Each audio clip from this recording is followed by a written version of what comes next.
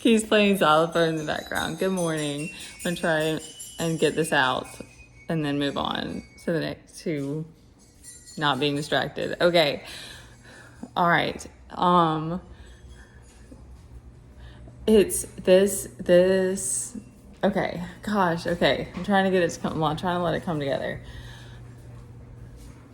Shame is like one. It's like the hardest part, I think, in like facing your shame is like the hardest part, because it's like the first few times it's like terrible, and you just like jump back into your shell and you're like, I don't want to be seen. And then like as it starts to happen and it gets easier, but it's like there's all these different areas that we hit ourselves and that you're uncovering, and like you might have even forgotten about. That's the other thing. That's the thing too about shadow work, is it's like it's never ending. It's like you keep uncovering stuff, and but you become stronger, and you're becoming stronger in your sense of self and in your relationship with God.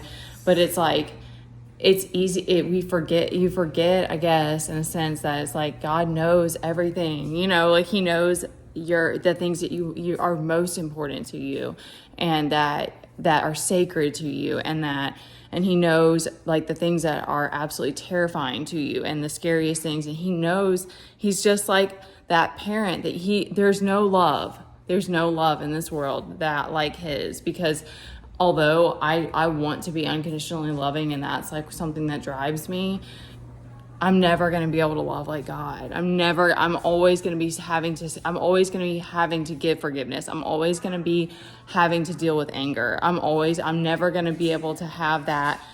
And that's why you're always growing, you're always building to be more like that. But the point is that's why it's so special, and so powerful, and it's, and all of it, because he holds your hand through it. He's like, I know that you're terrified of this. I know I'm holding you. I'm right beside you, and we're going to do this together. And you have to face it though. And so that's why it's like, because like I said that yesterday, and I was like, I felt that like power in that moment, because it's like those things are painful to hear, but it really is the truth. That's the only thing that sets you free, is to face your fear and move through it.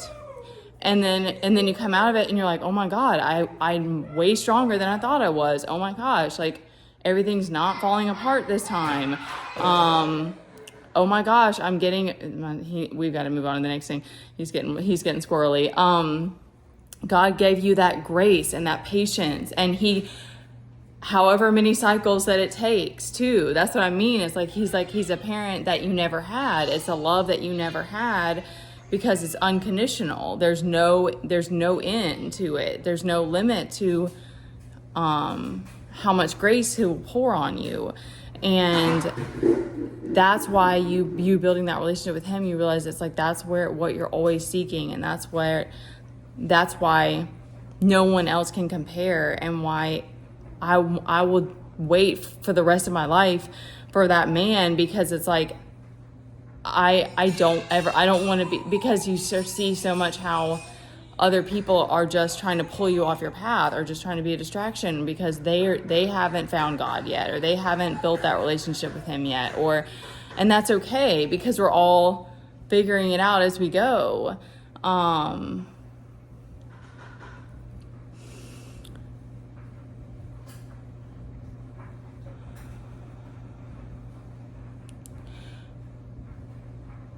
When you're left alone and you realize that you're not alone, you're left to your own defenses, and you realize you were never alone. You always had God there beside you. And that's why he has to pull you aside. He has to pull you away from everything to say, I need you to hear me. I need us to have this relationship. I need us to build this bond.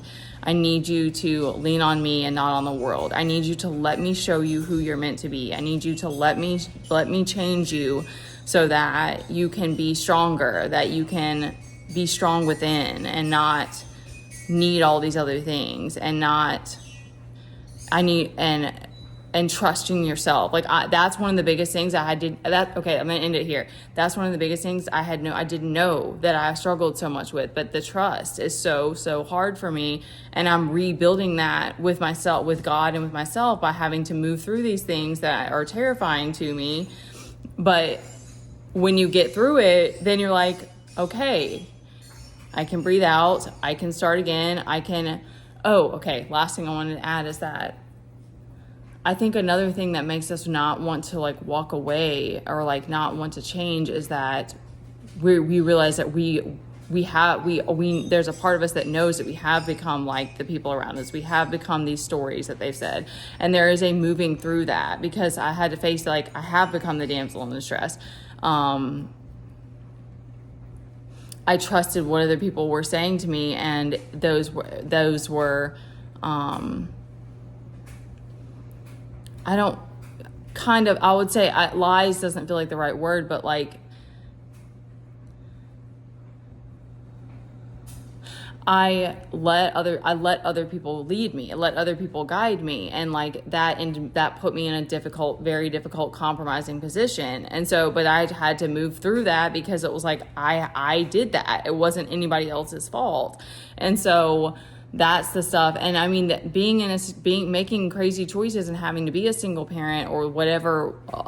There are all kinds of crazy circumstances that you might find yourself in that are like very, very hard. But that's where it is going to be a long process. Like, it is a long process to like rebuilding yourself and becoming strong within again. And,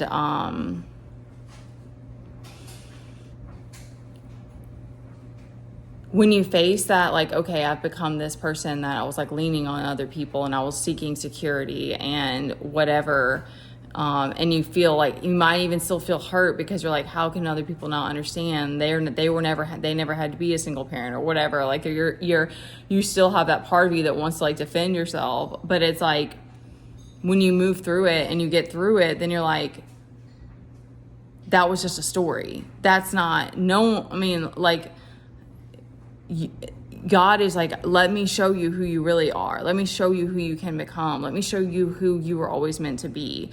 And all these other stories are false. All of them were just, that was a phase of your life where you were petrified, and you were hurt, you were broken, you were whatever. But God never leaves you, and we are stronger than we can imagine. And we are also insecure and at things, and we also have this shame and this fear that everybody it's been put on everyone, and we all have to choose to want to move through it. But